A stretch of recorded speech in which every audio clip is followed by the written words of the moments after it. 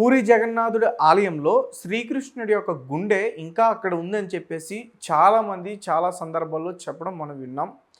అయితే కొంతమంది అది గుండె కాదు, చాలామంది భ్రమపడుతున్నారు, అది ఒక బ్రహ్మ పదార్థం అని కూడా చెప్తున్నారు. అయితే దాని గురించి ఎవరికి పూర్తిగా తెలియని విషయాలు అయితే చాలా ఉన్నాయని నాకు అనిపిస్తుంది. సో వాటి గురించి మీరేం చెప్తారు? ద్వారకా నగరం అంతా కూడా మునిగి ద్వారకా మొత్తం కూడా మునిగిపోయింది అంటారుగా. చాలామంది తెలుసుకోవాల్సిన ప్రశ్న, మానవ సహజమైన ప్రశ్న కాదు ఇది. మానవాతీత శక్తులు తెలుసుకోవాల్సిన ఒక సందర్భాన్ని పరమాత్ముని చేరిన రాత ఇది. ఇప్పటికీ పూరి జగన్నాథ ఆలయంలో 9 సంవత్సరాలకు ఒకసారి, 12, 14 సంవత్సరాలకు ఒకసారి, ఇది ఏ మాసం మీకు తెలిసి? ఆషాఢ మాసం. అధిక ఆషాఢం కూడా వస్తుంది ఒకసారి. అధిక ఆషాఢం, మొన్న అధిక శ్రావణం వచ్చింది, మీకు తెలుసా? ఈ ఇయర్లో శ్రావణ మాసం వచ్చింది. ఒక 27 రోజులు ఉంటే మళ్ళీ అధిక శ్రావణం అదే నిజ శ్రావణం, అధిక శ్రావణం అంటారు. అలా వచ్చింది మొన్న. అధిక ఆషాఢం కూడా వస్తుంది. అలాగా రియల్ ఆషాఢం ఒకటి వస్తుంది, అధిక ఆషాఢం ఒకటి వస్తుంది. అంటే అలా వచ్చిన ఆషాఢం ఒక తేదీ వస్తుంది మిత్రమా. అలా వచ్చినప్పుడు ఒక 4 వ్యక్తుల్ని, ఇది చాలా మంచి ప్రశ్న మీరు అడిగారు. పూరి జగన్నాథ ఆలయంలో 4 విగ్రహాలు ఉంటాయి. తండ్రితో పాటు ఇటొకటి అటొకటి ఇటొకటి, మొత్తం 4. తండ్రిది కొంచెం పెద్దగా ఉంటుంది, జగన్నాథుడు. 4 విగ్రహాలు ఉంటాయి. 4 కారణ జన్ములని వెతుకుతారు వీళ్ళు, ఈ గుడి యాజమాన్యం. వాళ్ళ కోసమని పరమాత్ముడు ప్రత్యేకమైన వంశాలను పెట్టుకున్నాడు తండ్రి. వాళ్ళే పుడతారు ఆ జన్మకి, ఆ కారణం చేయడానికి వాళ్ళే పుడతారు. బాగా గుర్తుపెట్టుకో మిత్రమా. అధిక ఆషాఢాని కోసమని, ఆ తండ్రి యొక్క ప్రక్రియ చేయడానికని 4 వ్యక్తుల్ని తండ్రి పుట్టించుకొని పెట్టుకుంటాడు. ఈ ఆషాఢంలో ఆ 4 తీసుకెళ్తాడు అనమాట తండ్రి. అయితే ఆ అధిక ఆషాఢం రాగానే ఒకరోజు ఈ 4కి రాత్రి 12 గంటల సమయంలో నడుములకి తాళ్ళు కడతారు. కట్టి ఈ కళ్ళు మొత్తం గట్టిగా కట్టేస్తారు.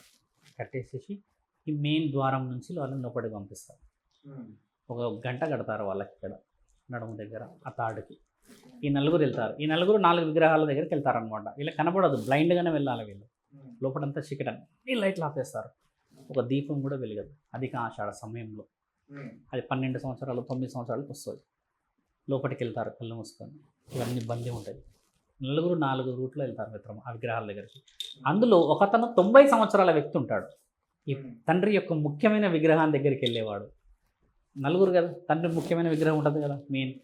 ఆ విగ్రహం దగ్గరికి వెళ్ళే ఒకతను 90 సంవత్సరాలు ఉంటాడు. బాగా గుర్తుపెట్టుకోవాలి. అలా ముందుకు వెళ్ళి ఆయన ఏం చేస్తాడు, పూరి జగన్నాథుడి ఆలయంలో దుస్తువులు అనేటివి మార్చారు. బాగా గుర్తుపెట్టుకోండి.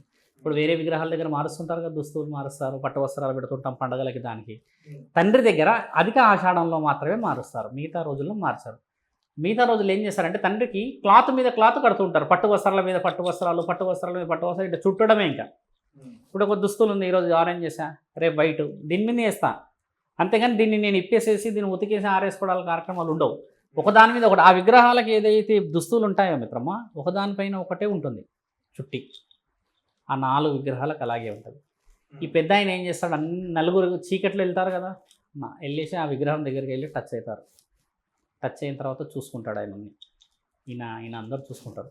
ఒకవేళ వెళ్తున్న సమయంలో ఏదైనా ఊపిరి బిగిసినట్టో, ఎవరో లాగినట్టే కానీ ఇంకేదైనా ఇబ్బంది అయితే ఈ గంట సౌండ్ అవుతుంది.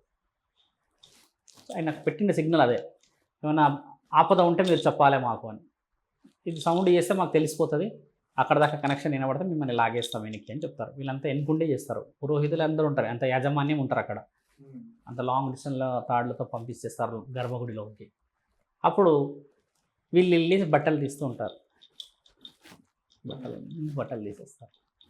బట్టలు తీసేసి అలా 3 వ్యక్తులు ఓపెన్ చేస్తే ఈ పెద్ద అయిన కూడా ఇంకొక విగ్రహం దగ్గర, పెద్ద విగ్రహం, ముఖ్యమైన విగ్రహం, జగన్నాథుడి విగ్రహాన్ని తీస్తూ ఉంటాడు. బట్టలన్నీ అన్నీ ఒకటి అయిపోతాయి. అయిపోయినప్పుడు లాస్ట్కు వచ్చేది బ్రహ్మ పదార్థం. ఇది ఇక్కడ తగిలేది బ్రహ్మ పదార్థం. బాగా గుర్తుపెట్టుకోండి, గుండె కాదు అది, బ్రహ్మ పదార్థం. బ్రహ్మదేవుడు ఇచ్చిన ఒక వరప్రసాదం అది.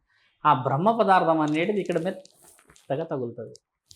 తగిలినప్పుడు తగిలిన స్పర్శ నిజముగానే గుండె తగిలినంత స్పర్శ ఉంటుంది. అది ఇక్కడ లోతులో చుట్టి పెట్టి ఉంటుంది అది.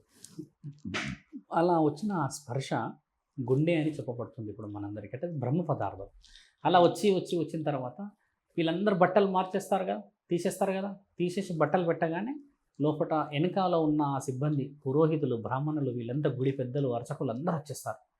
లోపలికి వచ్చేసేసి పెద్ద పెద్ద హారతులు, గంటలు అన్నీ కొడుతూ మంగళ వాయిద్యాలు వాయిస్తూ వచ్చి వీళ్ళందరినీ తీసుకెళ్ళి బ్రహ్మస్నానాలు చేయించి అప్పుడు ఆ 4 విగ్రహాల దగ్గర కొత్త విగ్రహాలు పెడతారు. ఆ విగ్రహాలు భూస్థాపితం చేసేస్తారు. అప్పుడు మళ్ళీ అధిక ఆషాఢం మళ్ళీ 9 సంవత్సరాలకి 12 సంవత్సరాల కోసం తీసేస్తారు. ఆ విగ్రహాలు ఉండవు, ఇంకా కొత్త విగ్రహాలు వచ్చేస్తాయి అక్కడికి. ఈ మళ్ళీ 9-12 సంవత్సరాల వరకే అలాగే ఉంటాయి. అలా ఈ ముసలాయన ఉంటాడు కదా, 90 సంవత్సరాల ఒక వ్యక్తిని తీసుకొచ్చి మెయిన్ విగ్రహం దగ్గరికి వస్తా అంటున్నాడు కదా, ఆయన మళ్ళీ అధిక ఆషాఢం వచ్చే వరకు చనిపోతాడు. ఆయన ఉండడిగా ఒకేసారి ఆ ఛాన్స్ అంతే ఒక వ్యక్తికి, మళ్ళీ ఇంకోసారి ముట్టుకోవడానికి ఉండదు ఇక. ఆయన చనిపోతాడు. అది ఇప్పటికీ జరుగుతూనే ఉంది. వాళ్ళు ఎంతో ఆనందంగా స్వీకరిస్తారు ఆ యొక్క ఆటని. తండ్రికి బట్టలు మార్చి అన్నీ చేసేది. వాళ్ళు విగ్రహ ప్రతిష్టాపనకి చాలా సహకరిస్తే తర్వాత పూజా నిబంధనలు జరిగిపోతాయి మిత్రం. ఈ విధంగా జరుగుతున్న ప్రక్రియ పూరి జగన్నాథ ఆలయంలో ఉన్న అక్కడే గుండె ఉంది శ్రీకృష్ణుడిది అని అంటుంటారు కదా, అది ఒక బ్రహ్మ పదార్థం. బ్రహ్మ పదార్థం గురించి శాసన గ్రంథాల్లో ప్రతి గ్రంథంలో రాసి ఉంది అది. కాకపోతే నీకైనా కూడా నాకైనా కూడా ఆ కళ్ళకి గంట కట్టి అన్నోన్గా లోపలికి వెళ్ళి చిమ్మ చీకట, అంత పెద్ద గుడిలో అంత పెద్ద ఆలయంలో తండ్రి విగ్రహాన్ని నువ్వు అనువను తగులుతూ తీసినప్పుడు ఇక్కడ మెత్తగా తగిలింది ఎడమ వైపు అనగానే గుండెనే అనుకుంటావు. కాబట్టి అది నీకు అక్షరాల గుండె. ఇంకోటి ఏంటంటే పూరి జగన్నాథుడి ఆలయంలో గుండె ఉన్నది అన్న విషయాన్ని మనం మాట్లాడుకుంటున్నాం. కాబట్టి ఎక్కడైతే భగవద్గీత చదువుతారో మానవులు అక్కడ సాక్షాత్తు శ్రీకృష్ణుడే ఉంటాడుగా.